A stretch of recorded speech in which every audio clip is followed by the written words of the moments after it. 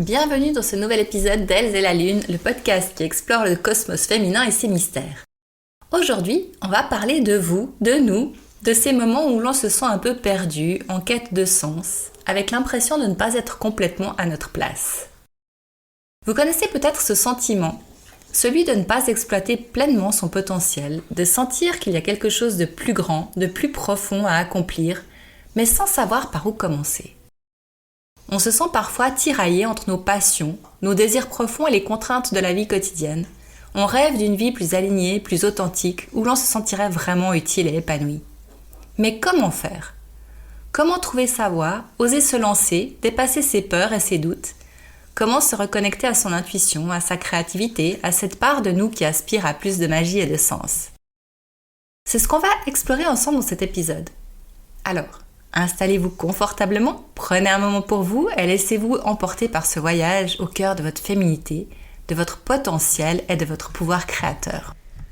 Je suis Anouk Troyet et je vous souhaite la bienvenue chez Elle et la Lune, le podcast inspirant qui va vous aider à entrer en action afin d'incarner et briller de tous les feux de votre belle puissance féminine. Alignement, liberté, osons notre féminin sauvage, célébrons l'énergie féminine, honorons notre nature lunaire en nous connectant à notre véritable essence. Alors préparez-vous pour un merveilleux voyage à travers le cosmos féminin. Sans plus attendre, je laisse la place à l'épisode du jour. Bonne écoute! Si je vous disais que vous possédez en vous la force de 4 femmes, 4 énergies différentes qui vous traversent chaque mois, comme les saisons qui se succèdent. Si je vous disais que ces énergies sont des cadeaux, des outils puissants pour naviguer dans votre vie, pour mieux vous comprendre et vous épanouir. Chaque mois, notre corps et notre esprit traversent 4 phases, chacune associée à une énergie particulière, un archétype féminin. Ces phases correspondent aussi aux saisons.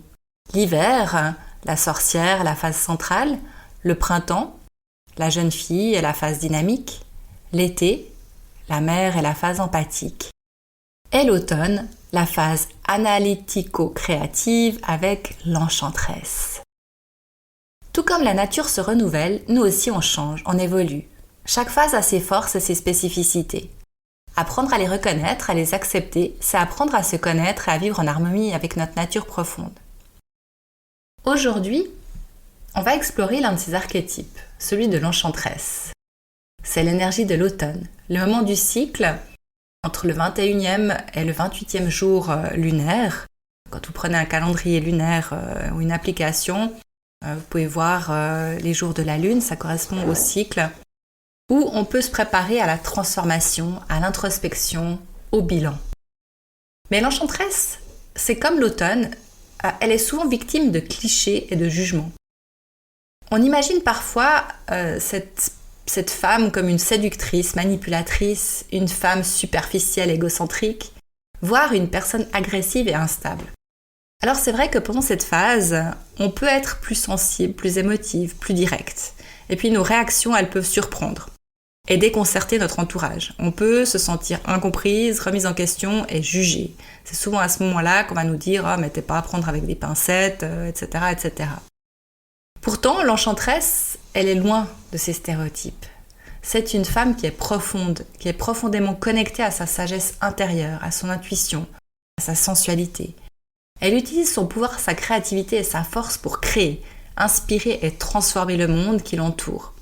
Elle est passionnée, entière, authentique. C'est ce qui fait aussi qu'elle est hypersensible. Elle sait ce qu'elle veut et elle n'a pas peur de l'affirmer. Qu'à un moment donné, trop c'est trop. Après avoir passé la période de la mère, où on donne énormément aux autres, eh bien on a aussi besoin de se retrouver et puis de se retrouver seul. D'ailleurs, c'est le moment idéal pour faire le point sur des projets, pour se recentrer sur ses valeurs, pour se préparer à semer de nouvelles graines. Et c'est le moment de se faire plaisir, de prendre soin de soi, de célébrer sa féminité et sa sagesse intérieure. Ça fait partie de notre sensualité, de cette envie de séduire en fait. C'est un peu, la mère aussi a besoin de séduire, mais dans un autre temps en fait. Alors comment l'incarner, cette fameuse enchanteresse ? Eh bien, j'ai envie de vous dire en s'inspirant de femmes qui brillent. Parce que pour incarner cette énergie, il faut vraiment se reconnecter à sa propre intuition, à sa créativité et puis encore une fois sa sensualité. Et c'est très bénéfique de pouvoir s'inspirer de femmes qui ont su, à leur manière, incarner cet archétype et en faire une force. Dans l'épisode 8 du podcast d'Else et la Lune, je vous parlais de l'alter ego. Et j'ai pris exemple de stars qui ont réussi à percer et ne plus avoir peur de la scène en se créant un alter ego. Donc c'est ce personnage qui est un peu égocentrique, mais surtout extraverti, et qui leur a permis justement de dépasser ses peurs et puis de ses doutes. Et vous allez voir que ce sont des femmes, on va parler de Beyoncé, de Madonna, de Adele par exemple, qui sont des femmes qui aujourd'hui ont fait carrière et puis elles incarnent vraiment la féminité dans toute sa splendeur. On va aller reprendre d'ailleurs ces exemples. Si on prend Beyoncé, elle a créé le personnage de Sasha Fierce.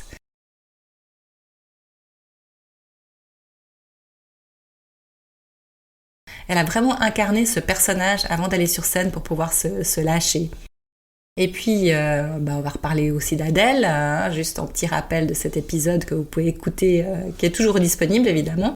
Donc Adèle, elle a révélé avoir un alter ego comique, une sorte de clown triste qui l'aide à gérer le stress et les épreuves de la vie. Donc ça lui a permis, avec ses chansons qui sont très très intenses, de ce personnage un peu tragique et puis de pouvoir prendre la vie un peu avec plus de légèreté et surtout oser s'exprimer sur scène. Après, on a Madonna, alors elle, on n'a plus à la présenter, icône de la pop. Elle a incarné différentes facettes de l'enchanteresse, on peut le dire comme ça, tout au long de sa carrière. Elle en a changé à plusieurs reprises. C'est quelqu'un qui sait explorer sa sensualité, sa créativité et puis son pouvoir de transformation. Et toutes ces femmes, elles ont compris que cet alter ego,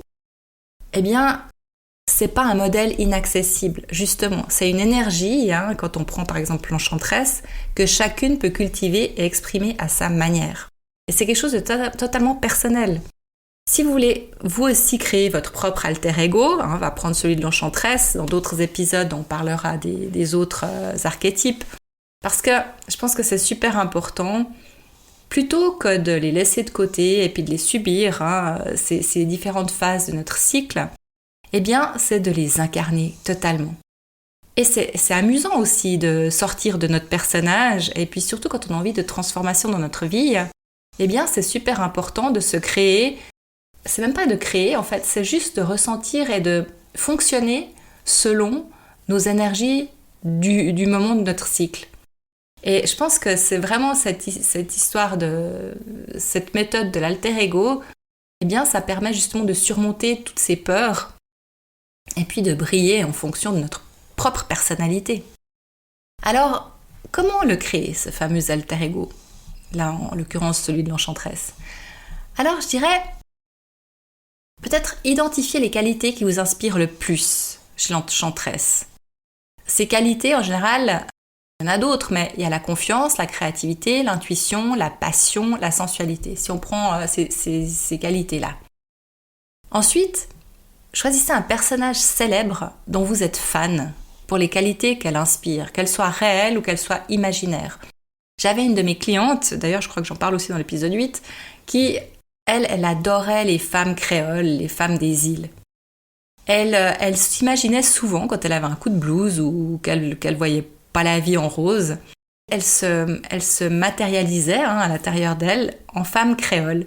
Parce qu'elle adorait leur insouciance, leur rire, leur manière de voir la vie. Et puis quand elle prenait ce rôle, moi quand elle m'en parlait, c'était incroyable. Elle avait le visage qui s'éclairait.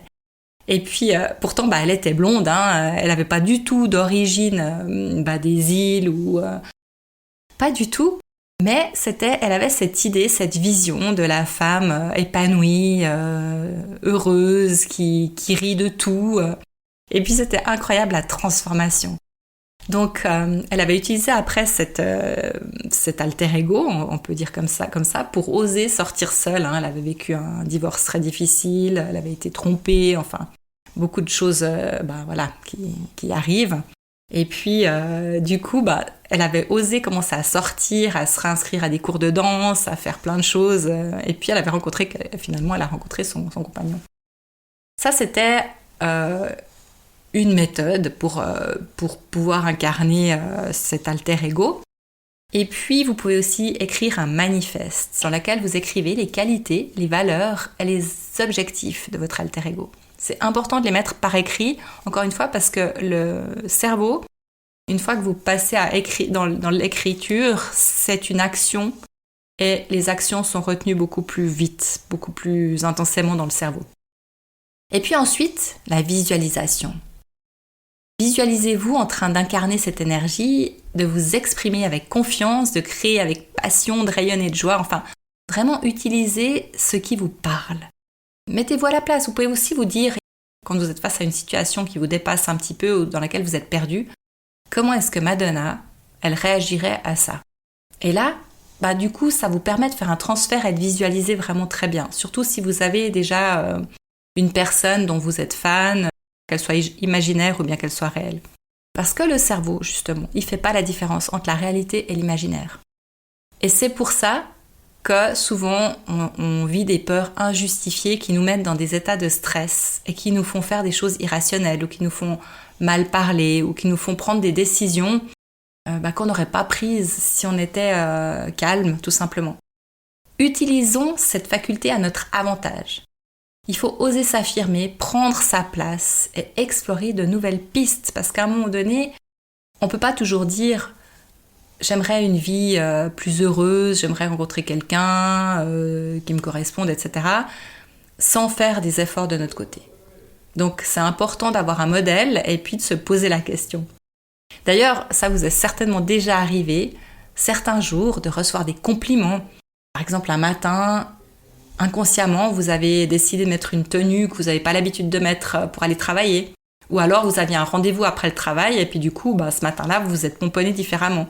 Et puis, tout d'un coup, votre entourage, vos collègues ou quelqu'un vous dit « Waouh, dis donc, ça te va super bien cette nouvelle coiffure » ou bien « T'as changé quelque chose, mais ça te va bien » Et puis de répondre « Ouais, merci pour les autres jours, quoi. » Et ça, c'est typiquement les pirouettes qu'on fait, qu'on dit pour éviter les compliments parce que ça nous met mal à l'aise, parce qu'on nous a toujours seriné qu'il faut pas se la péter, qu'il faut pas se montrer, vivons pour vivre heureux, vivons cachés, puis pour qui elle se prend, puis ça, elle fait sa crâneuse, ça c'était les trucs de cours de récréation. Et puis ça, c'est vraiment des conditionnements qui sont tellement stupides et puis qui font que justement après, on se rentre dans un moule gris et puis qu'on n'ose plus affirmer notre propre personnalité. Donc, il faut oser. Et puis, en tant que femme, on a cette énorme chance d'avoir ces 4 archétypes dans notre vie. Alors, profitons-en. Alors, les différentes énergies de notre cycle, c'est vraiment des forces qui sommeillent en chacune de nous et qui ne demandent qu'à être révélées. Quand on apprend à les reconnaître, ça j'en parle souvent, quand on accepte les émotions qui sont liées à ces archétypes, quand on se connecte à notre intuition, on peut vraiment faire de notre vie une œuvre d'art, en tout cas notre œuvre d'art, notre film. Alors il faut vraiment oser s'affirmer, oser créer, oser rayonner, et puis justement profitons de cette énergie de l'enchanteresse qui est là justement pour nous guider, pour nous inspirer, pour nous aider à nous épanouir pleinement en fait. Si vous avez aimé cet épisode, n'hésitez pas à vous abonner au podcast Elles et la Lune pour ne pas manquer les prochains rendez-vous. Partagez-les avec vos amis, vos proches, toutes les femmes qui, comme vous, cherchent à se reconnecter à leur féminité, à vivre une vie plus riche et plus intense. Et puis, si vous souhaitez aller plus loin, moi je vous invite à réserver un appel gratuit de 30 minutes avec moi. Lors de cet appel, on pourra discuter de vos besoins, de vos aspirations, et puis je pourrais vous parler de mon programme de coaching. Donc ça, ce sont des séances soit en ligne, soit en présentiel. Cet accompagnement s'appelle Ève, lève-toi, vous le trouverez sur mon site internet. Et c'est un accompagnement personnalisé pour vous aider à vous révéler justement, à trouver votre mission de vie, à vous épanouir pleinement, à savoir mettre en valeur ces archétypes que vous avez à l'intérieur de vous et à les vivre pour être vraiment en accord avec les périodes de votre cycle. Je vous propose également des séances d'hypnose spirituelle pour vous libérer de vos blocages émotionnels, pour aller visiter aussi vos archétypes intérieurs.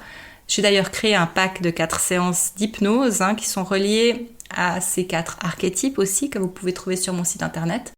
Tout ça pour vous reconnecter à votre sagesse intérieure et puis à vivre vraiment en accord avec votre féminité. Donc toutes les informations se trouvent sur mon site web, www.elzelalune.ch.